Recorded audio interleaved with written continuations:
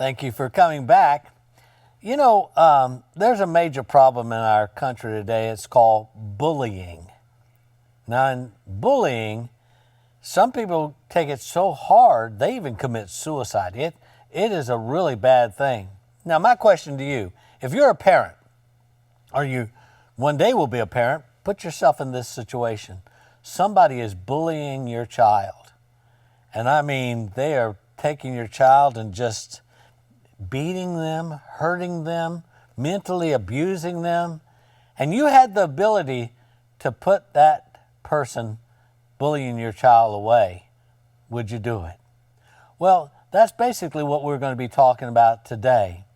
The devil is in prison for 1,000 years. Christ reigns on the earth and the great white throne judgment. That's what we'll be talking about today. So we'll be looking at the fact that God actually puts the devil in, locks him up, and then he releases him. We'll talk about that in just a little bit. Let's go through our timeline again. First, Jesus' resurrection, 40 days, Jesus' ascension, the church age, Jesus' raptures of the church. Then you've got the 7-year tribulation period, the second coming of Christ, the 1,000-year reign, the lake of fire, the great white throne judgment, and the new heaven and the new earth. And right now we are at the 1,000-year millennial reign. Now, there are actually 7 dispensations, and I'm going to go through those quite rapidly for you today. First, you have the dispensation of innocence. That's when Adam and Eve were in the garden. And then the dispensation of conscience. That was the fall of man. And then human government was Noah. And then the promise, which was Abraham. And then the dispensation of law, which was Moses. Then the dispensation of grace, which we're living in right now. And then the final one will be the millennial kingdom. Now, when you explain this, there are different views. And I'd like to share that with you today. Amillennialist means no millennium. The millennium is viewed as a symbolic. It's from the resurrection to heaven. And they believe that Satan is already bound. Well, if he's bound, I'd hate to see when he's loosed, because there's a lot of things going on today that he's got to be behind it. It's kind of like that boxer who was boxing. He came back, he was all staggering and stuff, and his corner man says, it's okay, he can't touch you, he's not hitting you. He said, well, if he's not doing it, somebody better check that ref, because somebody's beating the fire out of me. So the devil is not locked up at this point. Now you have the post-millennialist, and they believe that the millennium is viewed as a dispensation from the resurrection to heaven. And they believe that revival will usher in the millennium. But the Bible teaches there's a great falling away before the millennium. Now, this view was very popular until the Second World War, because here they were saying, we're going to bring revival. We're going to bring revival, and we're going to revive people, and the 1,000-year reign is just going to take off from there. But they saw the atrocities of World War II and the anger and the bitterness and the hurt and the pain.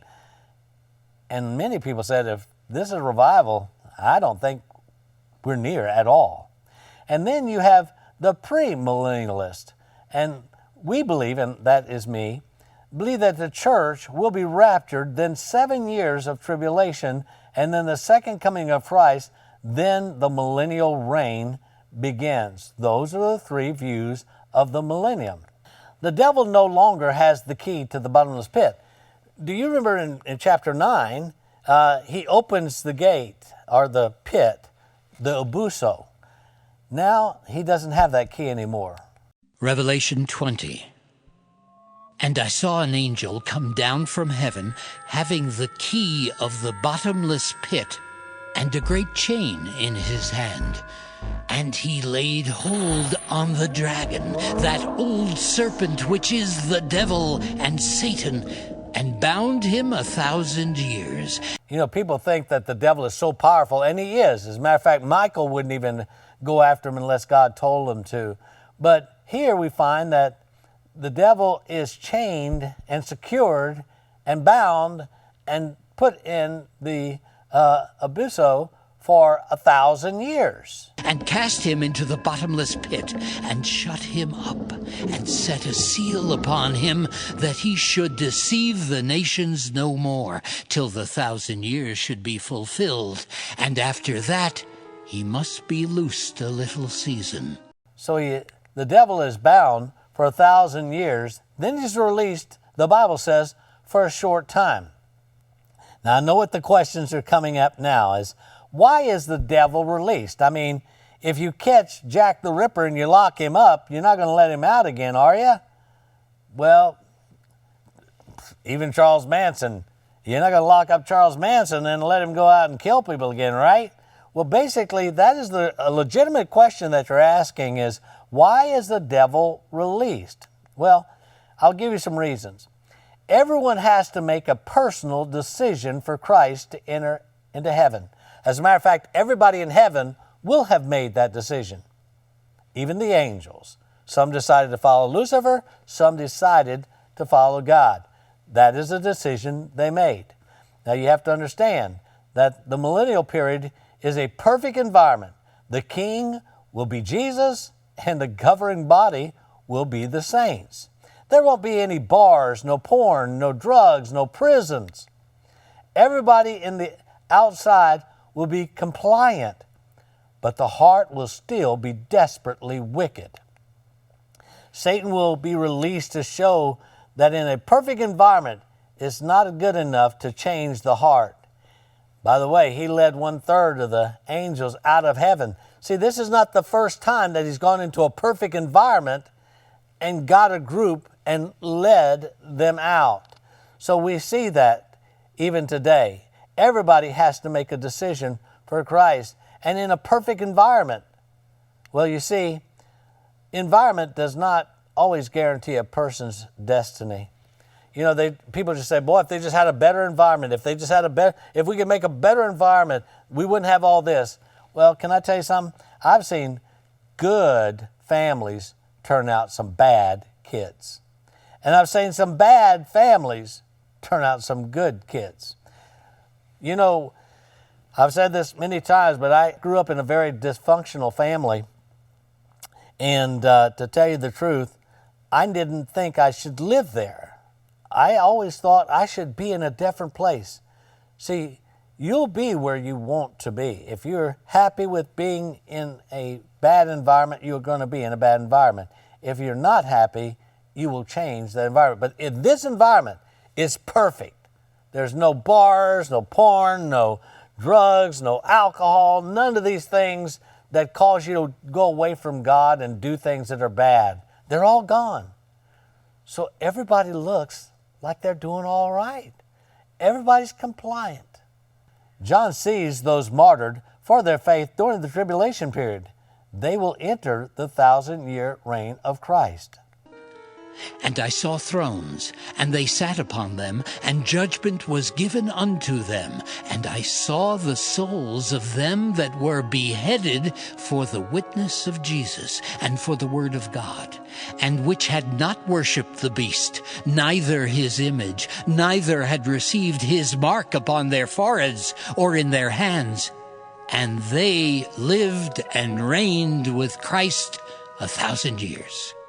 You know, as a young Christian, I always wondered who was going to be in the millennial reign, who was going to live with Christ, for 1,000 years. So the people that we see now, there will be the martyrs there. Now the second question is, will there be sin during the millennial period? Even though Satan is bound for 1,000 years, the sin nature has not been eradicated. The Christian has three enemies: the devil, the world, and the flesh. And so you can eliminate the devil and you can eliminate the world. But can I tell you something? The flesh is still there. Those who have been raptured will also be in the millennial reign. But the rest of the dead lived not again until the 1,000 years were finished. This is the first resurrection. Blessed and holy is he that hath part in the first resurrection. On such the second death hath no power, but they shall be priests of God and of Christ, and shall reign with him 1,000 years. You see, now that can be kind of confusing because it talks about two different raptures or resurrections, if you will. And let me explain that to you. And many of them that sleep in the dust of the earth shall awake, some to everlasting life, and some to shame and everlasting contempt.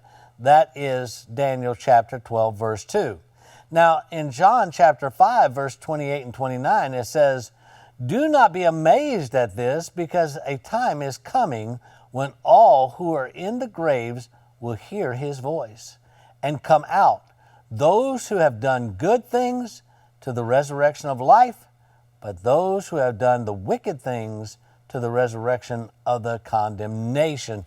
So you have the resurrection, and those who've been resurrected or raptured up will be in the millennial period. So we'll be there for those who will live during the millennial reign of Christ. You'll have the Old Testament saints, Adam and Eve, Noah, Abraham, Elijah, Daniel. Boy, I tell you what, that'll be quite the conversation, don't you think? You'll have the New Testament saints. You'll have the disciples, Matthew, Mark, Luke, and John, Paul, Timothy. Boy, that'll be quite the conversation as well. And those saved today, we will rule and reign with him. And by the way, it's going to be quite interesting because we'll have a glorified body. Those who are in the millennial period, who maybe came out of the tribulation period, or those who lived in and were born in the millennial period, they're going to have their regular bodies. Those who survived the tribulation period without the mark, they're going to be there.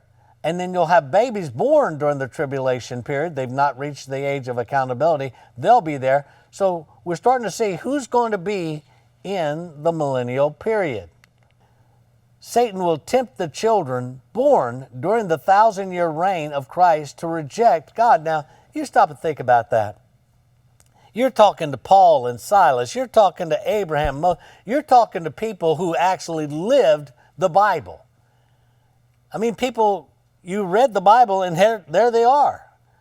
I remember one time I was preaching in a church, and we were across the street was a man, and he came over to the meeting and he said, "Hey, Mr. Benoit," he said, "you won't believe this. When I saw all these cars out in the parking lot, I had no idea it was you, so I come to see what it was." And he said, "When I saw you, I thought, isn't that amazing? My two nieces are watching your videos," which I did videos on rock music and the occult years ago. "They're sitting there in front of the television set watching your videos right now." He said, "How would you like to shock the socks off somebody?" I said, "Sure." So I walked in, and they're intently looking at the video, and then all of a sudden, I said, "Well, is it any good?" And they go. It was like you're watching the nightly news and the commentator comes into your house. Well, that's going to be kind of like what it's going to be when we're there with Moses and Noah and all these other people that were through the ages that we read about. We'll be able to talk to them. And when the 1,000 years are expired, Satan shall be loosed out of his prison, and shall go out to deceive the nations which are in the four quarters of the earth, Gog and Magog, to gather them together to battle, the number of whom is as the sand of the sea. So we see that Satan is gathering his troops to do war, and he's gathering these children that were born during that time. As we move into our next segment, we will see how that turns out.